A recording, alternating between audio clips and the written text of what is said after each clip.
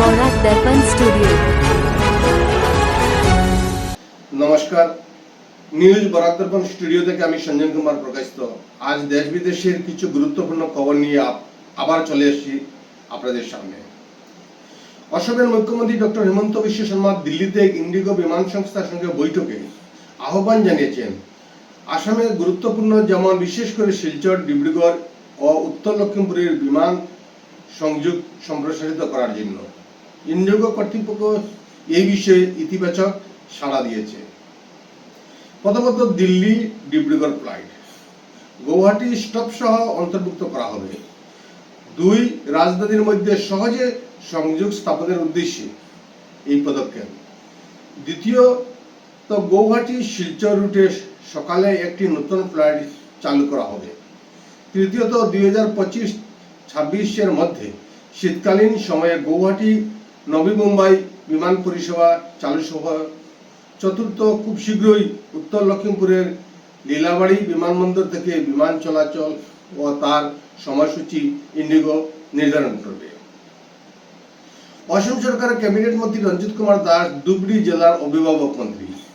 আজ ধুবড়ী জেলার বিভিন্ন অঙ্গনওয়াড়ি কেন্দ্রে কর্মরত অঙ্গনওয়াড়ি কর্মীদের মধ্যে স্মার্টফোন বিতরণ করেছেন। উল্লেখযোগ্য যে ধুবড়ী জেলা লাইব্রেরি অডিটোরিয়ামে আজ আসাম সরকারের মহিলা ও শিশু উন্নয়ন বিভাগের উদ্যোগে একটি বিশেষ অনুষ্ঠানে প্রধান অতিথি হিসাবে অংশগ্রহণ করেছেন এবং ধুবড়ী জেলা সমাজ কল্যাণ বিভাগের অধীনস্থ 8টি সংহত শিশু উন্নয়ন প্রকল্পের মোট 2135 জন অঙ্গনওয়াড়ি কর্মীকে অসম সরকারের পক্ষ থেকে স্মার্টফোন বিতরণ করা হয়।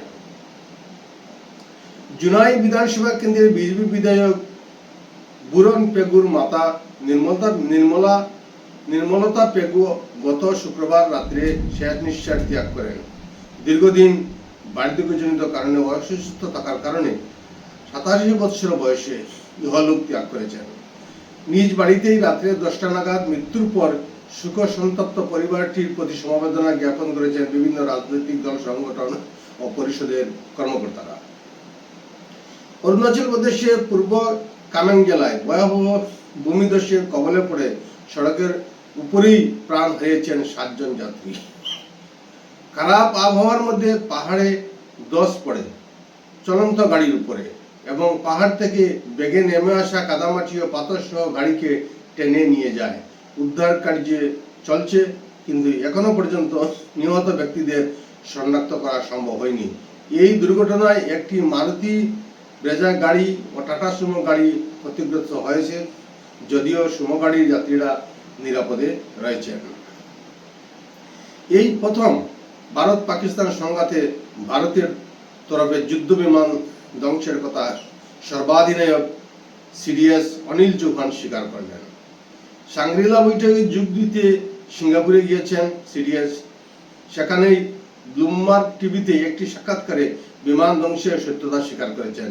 পাকিস্তানি হামলায় একটি যুদ্ধ বিমান ধ্বংস হয়েছিল এবং কতগুলি যুদ্ধ বিমান পাকিস্তানি হামলায় ক্ষতিগ্রস্ত হয়েছে তা নিয়ে আর কিছু বলেননি অনিল চৌহান। পাকিস্তানের প্রধানমন্ত্রী থেকে শুরু করে সেনাকর্তা নানা জায়গায় একাধিকবার ভারতের যুদ্ধ বিমান ধ্বংসের কথা দাবি করে এসেছেন। এবার ভারত তা মেনে নিল। 2021 সালে তালিবান আফগানিস্তানের দখল নেওয়ার পর থেকে কাবুলের সাথে কূটনৈতিক সম্পর্ক ছিল না ইসলামাবাদের, বরং গত কয়েক মাস আগে আফগানিস্তানের সঙ্গে পাকিস্তানের সম্পর্ক কার্যত তলানিতে নেমে এসেছিল। গত শুক্রবার পাকিস্তানের বিদেশমন্ত্রী ইসাক দার জানিয়েছেন উভয় দেশের মধ্যে দূরত্ব কমানোর উদ্যোগ নেওয়া হয়েছে। খুব শীঘ্রই আফগানিস্তানে রাষ্ট্রদূত পাঠাতে চলেছে পাকিস্তান। এই দুই দেশের মধ্যে মধ্যস্থতায় ভূমিকা করে নিচ্ছে চীন। ভারতের সাথে তালিবানের সম্পর্ক মসৃণ হওয়ায় চীন ও পাকিস্তান চাপে পড়ে এই সিদ্ধান্ত নিয়েছে। এখনো পর্যন্ত পাকিস্তানের সাথে যোগাযোগের সন্দেহে যে 15 জনের বিরুদ্ধে চরবৃত্তির অভিযোগ, তারা রাজস্থান, মহারাষ্ট্র, দিল্লি, হরিয়ানা, উত্তরপ্রদেশ, গুজরাট ও পাঞ্জাব থেকে গ্রেপ্তার হয়েছেন। বিরোধীদের মধ্যে আছেন ইঞ্জিনিয়ার থেকে শুরু করে নেট প্রভারী, সিআরপিএফ জওয়ান, নানা পেশার মানুষ। আজকের প্রতিবেদনে এখানেই সংক্ষিপ্ত বিরতি টানছি। সবাইকে শুভরাত্রি জানিয়ে বিদায় নিচ্ছি। নমস্কার। न्यूज बौड़ाक दर्पण स्टूडियो।